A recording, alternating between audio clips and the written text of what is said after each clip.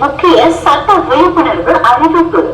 அன்புள்ள பொதுமக்களை, தங்களது பகுதியில் சுற்றித் திரியும் நாய்கள், பூனைகள் மற்றும் பிற ஜீவராசிகள் தொடர்பாக மிக முக்கியமான சட்ட விழிப்புணர்வை பகிர்ந்து கொள்கிறோம். ஒரு சிலர் இவை வீட்டு முன் அசுத்தம் செய்கின்றன அல்லது தொந்தரவு தருகின்றன என்ற காரணங்களால் தனிப்பட்ட கோபம் காரணமாக விலங்குகளை துன்புறுத்தும் செயல்களில் ஈடுபடுகின்றனர். இதனை தெளிவாக புரிந்து கொள்ளுங்கள். இவ்வாறான செயல்கள் அனைத்தும் சட்டப்படி குற்றமாகும். சட்டப்படி குற்றமாக கருதப்படும் செயல்கள் தெரு நாய்கள் அல்லது பூனைகளை அடித்தல், கல்லால் தாக்குதல், குத்தி விரட்டுதல் அல்லது கொடுமைப்படுத்துதல், தண்ணீர், சூடான நீர் அல்லது வேறு திரவங்களை அதன் மீது ஊற்றுதல், உணவு வழங்குபவர்களை தடுக்குதல் அல்லது மிரட்டுதல், விலங்குகளை பிடித்து வேறு இடங்களில் கைவிடுதல், குட்டிகளை தாய் விலங்குகளிடமிருந்து பிரித்தல், வாகனங்களை திட்டமிட்டு விலங்குகள் வாகன ஓட்டிகள் கவனமின்றி வந்து தெரு ஓரங்களில் படுத்திருக்கும் குட்டிகள் மற்றும் பெரிய நாய்களை மோதுதல் அல்லது ஊனமாகுதல், டூ வீலர் அல்லது வாகனங்களில் ஹைபின் ஒளி நேரடியாக வீசுதல், காயமடைந்து உயிருக்கு போராடும் விலங்குகளை உதவாமல் அப்புறப்படுத்துதல், எந்த விதத்திலும் உடல் அல்லது மன உளைச்சல் ஏற்படுத்துதல்.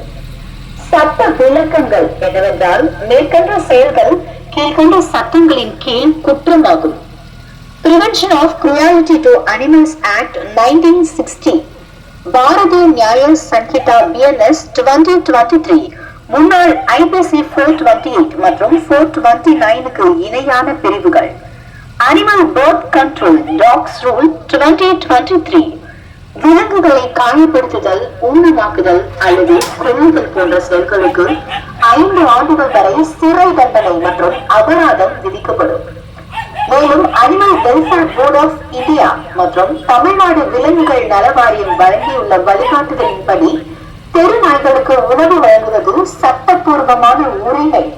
அவற்றை இடமாற்றம் செய்வது சட்ட விரோதம். மனிதர்கள் மற்றும் விலங்குகள் இணைந்து வாழ வேண்டும்.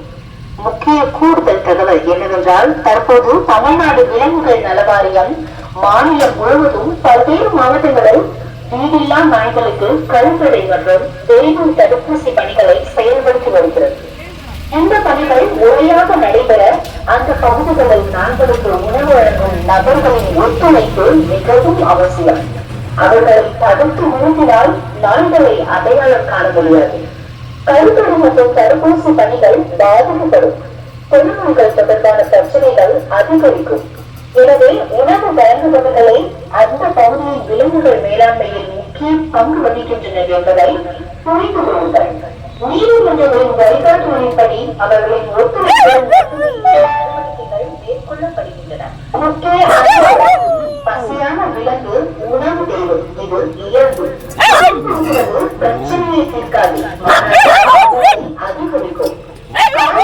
அல்லது போராடும் விலங்குகளை கண்டால் உடனடியாக உதவி செய்வது மனிதாபிமான கடமையும் சட்டப்பூர்வ பொறுப்புமாகும்.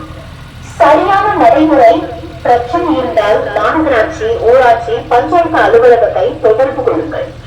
அவசர நிலை. அருகில் உள்ள காவல் நிலையத்தில் புகார் அளிக்கலாம். சட்டத்தை கையில் எடுக்க வேண்டாம். மனிதாபிமானத்துடன் நடந்து கொள்ளுங்கள். இறுதி எச்சரிக்கை. விலங்குகளை துன்புறுத்தும் எந்த செயலிலும் ஈடுபட்டால் சட்டப்படி கடுமையான நடவடிக்கை எடுக்கப்படும். இச்செய்தி மக்கள் நலன் கருதி மத்திய மற்றும் மாநில விலங்குகள் நல வாரியங்களின் வழிகாட்டுதலின்படி பொது நல நோக்குடன் SPGSG அனைத்து விலங்குகள் மற்றும் பறவைகள் நலன் பாதுகாப்பு அமைப்பு தமிழ்நாடு சார்பாக வழங்கப்படுகிறது.